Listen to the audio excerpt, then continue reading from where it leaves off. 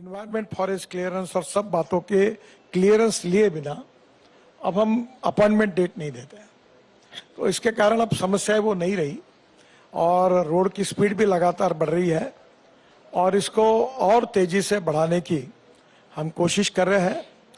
कुछ कमियां हमारे ध्यान में आई है, जैसे डिटेल प्रोजेक्ट रिपोर्ट डीपीआर, इसमें लोएस्ट में क्वालिटी नहीं बनती थी, प्रॉब्लम आते थे, वो पॉलिसी हमने बदल दी है। अब क्वालिटी के बारे में हमने बहुत स्ट्रिक्ट अपनी भूमिका अपनाई है।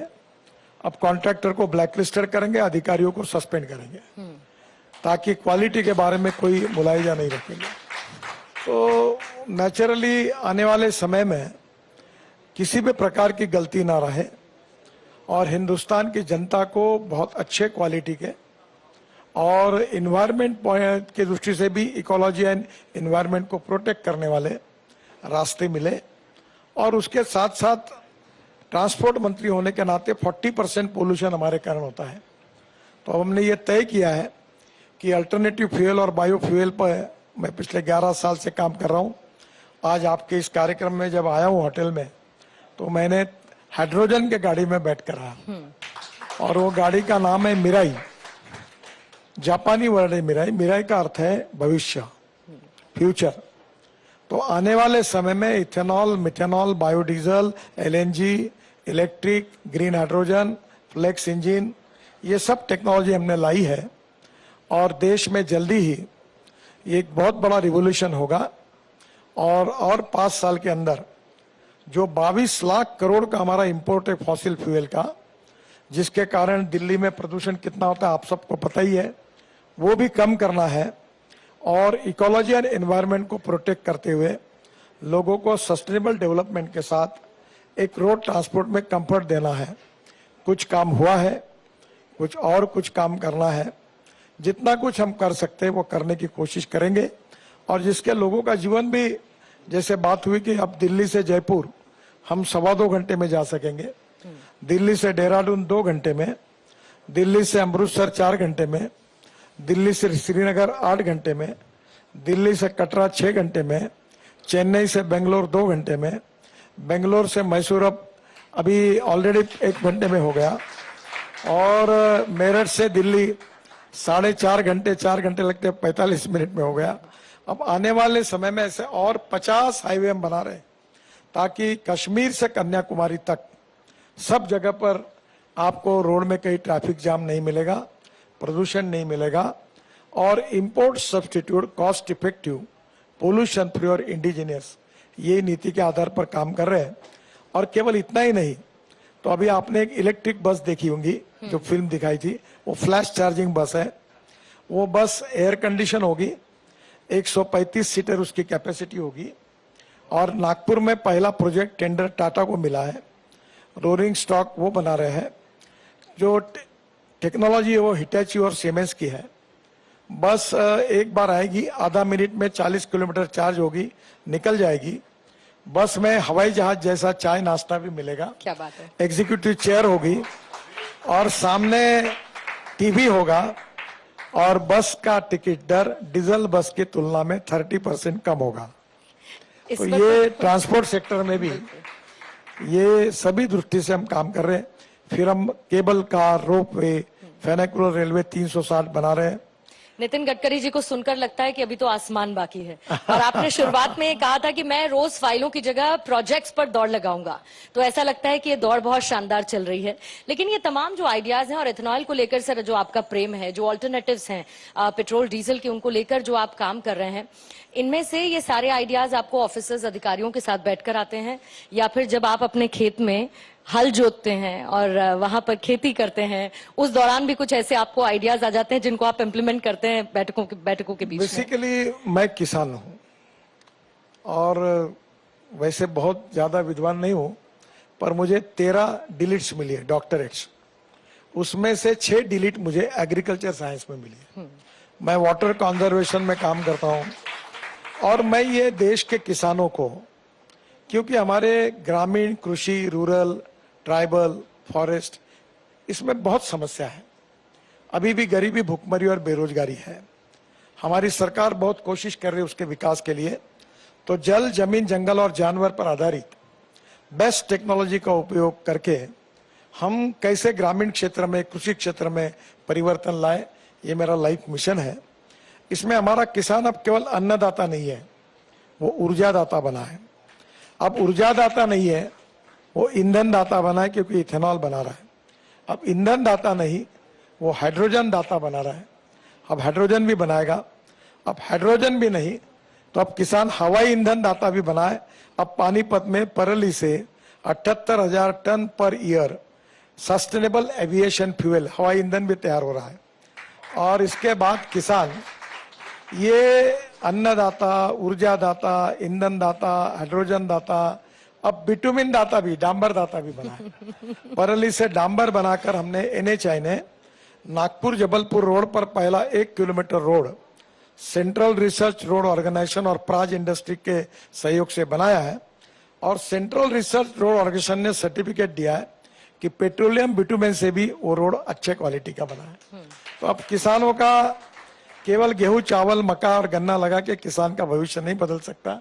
तो diversification of agriculture towards energy and power sector, ये मेरा मिशन है और उसमें मैं काम कर रहा हूँ। किसानों के लिए आप काम कर रहे हैं और जैसे कि मैंने ऑल्टरनेटिव्स का भी जिक्र किया, लेकिन अगर इतने ऑल्टरनेटिव्स आप बना देंगे गडकरी साहब, तो विपक्ष की पेट्रोल और डीजल को लेकर पॉलिटिक्स तो खत्म हो जाएगी। नहीं, देखिए, पेट्रोल डीजल ये हमारे लिए इकोनॉमिक प्रॉब्लम है और प्रदूषण की समस्या है। हमारे देश के रोड सेक्टर का 40% जो पोल्यूशन है, एयर पोल्यूशन, वो फॉसिल फ्यूल के कारण है, पेट्रोल डीजल के कारण है। और ये प्रदूषण दिल्ली में, जैसे मैं दिल्ली में करीब 1 लाख करोड़ के रोड बना रहा हूँ दिल्ली NCR में, और 50,000 करोड़ के नए प्रोजेक्ट बना रहा हूँ, फिर भी दिल्ली में इतना प्रदूषण है, परली जलाते हैं। तो मैं तो 2 फिलोसॉफी पे काम करता हूँ, वेस्ट टू वेल्थ। अब परली से इथेनॉल बन रहा है, परली से CNG बन रहा है, परली से एविएशन फ्यूल बन रही है, परली से बिटुमिन बन रहा है। और उसी प्रकार से कचरा, अब दिल्ली में 4 टेकड़ी है कचरे की। अब गाजीपुर के टेकड़ी की 7 मीटर हाइट कम हो गई, क्योंकि पूरा कचरा हमने UR2 हाईवे में डाल दिया और ये दिल्ली मुंबई हाईवे में डाल दिया। तो धीरे धीरे हमारे देश को जल प्रदूषण, वायु प्रदूषण और ध्वनि प्रदूषण से मुक्त करना, फॉसिल फ्यूल के प्रदूषण से मुक्त करना, ट्रैफिक जाम से मुक्त करना, और उसके साथ साथ ethics, economy, ecology and environment. तो इकोलॉजी एंड इन्वायरमेंट को प्रोटेक्ट करते हुए भी हमारे इंफ्रास्ट्रक्चर को डेवलप करके इकोनॉमी को भी मजबूत करना, ये हमारा मिशन है। आपको मैं एक ही बात बताना चाहता हूं कि हमारे देश की लॉजिस्टिक कॉस्ट 16% है और चाइना की 8% है, अमेरिका और यूरोपियन कंट्री की 12% है। पर अभी कानपुर IIT और चेन्नई IIT और बंगलोर IIM ने एक रिपोर्ट प्रकाशित किया है कि हिंदुस्तान के रोड अच्छे बनने के कारण 6% लॉजिस्टिक कॉस्ट कम हुई है, यानी 16 से 11 पर आई है। पर अभी जो फ्यूल में बदल कर रहे और रोड अच्छे बना रहे, मैं विश्वास के साथ बताना चाहता हूं कि इस साल दिसंबर होने के पहले हमारी लॉजिस्टिक कॉस्ट 8% पे आएगी।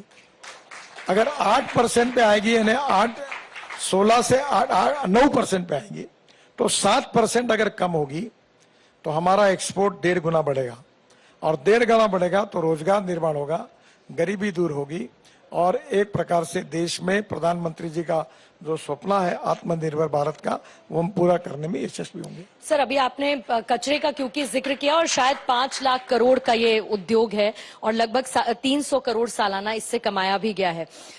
एक ये वेस्टर्न से एक हमने कुछ चीजों को अपनाया गांव तक ये पहुंचने में, लेकिन आपको लगता है कि गांव मैं आपको सुधार देता हूँ। हाँ सर, समय लगेगा। मैंने ये कहा था कि सॉलिड वेस्ट मैनेजमेंट और लिक्विड वेस्ट मैनेजमेंट, ये 5 लाख करोड़ की इकोनॉमी बन सकती है।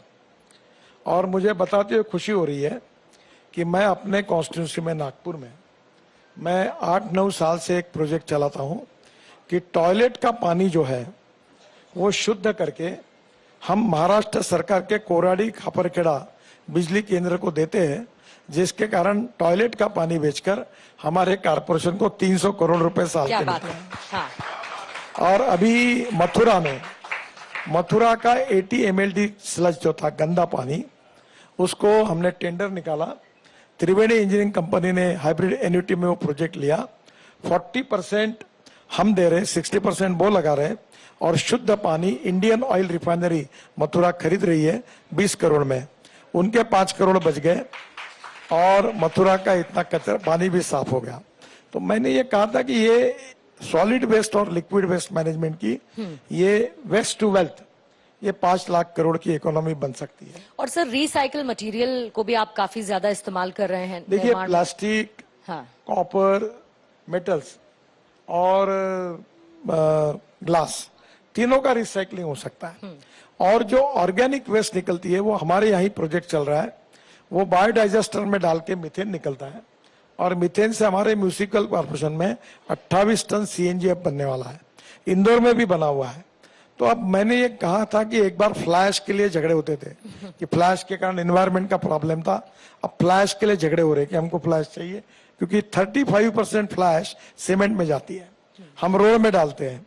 वैसे आगे आने वाले 5-7 साल में कचरे के लिए झगड़े होंगे, सर क्योंकि कचरे से वेल्थ क्रिएट होगी, तो कचरा भी उतना इंपॉर्टेंट। सर अभी आपने दिल्ली का जिक्र किया, प्रदूषण का जिक्र किया, लेकिन आप खुद दिल्ली में 2 से 3 दिन से ज्यादा नहीं रुकते। अब प्रदूषण आपको समस्या करता है या आपका नागपुर प्रेम है कि मैं वापस लौट जाना चाहता नहीं, हूँ? यहाँ प्रॉब्लम यह है कि दिल्ली का प्रदूषण बहुत ज्यादा है, और मैं ये कहता हूँ कि इसको सबसे हाईएस्ट प्रायोरिटी से दिल्ली की जनता के लाइफ को बचाना चाहिए। इसी प्रकार से प्रदूषण रहा तो 5 से 10 साल लाइफ कम हो सकता है। और मैं जब आता हूँ तो मुझे इन्फेक्शन हो जाता है, तो ये कारण मैं जल्दी निकल जाता हूँ, बाकी कोई बात नहीं। पर मैं जो 1.5 लाख करोड़ के दिल्ली एनसीआर में काम कर रहा हूँ, बाद में electric, ethanol, methanol, biodiesel, LNG, flex engine, hydrogen, ये सब ला रहा हूँ। पब्लिक ट्रांसपोर्ट सिस्टम ला रहा हूँ, इलेक्ट्रिक कार हमने लाई, इलेक्ट्रिक स्कूटर लाई, इलेक्ट्रिक ट्रक लाए, अब इलेक्ट्रिक जनरेटर सेट अब इथेनॉल पे चलने वाले आ रहे हैं, और 20% पे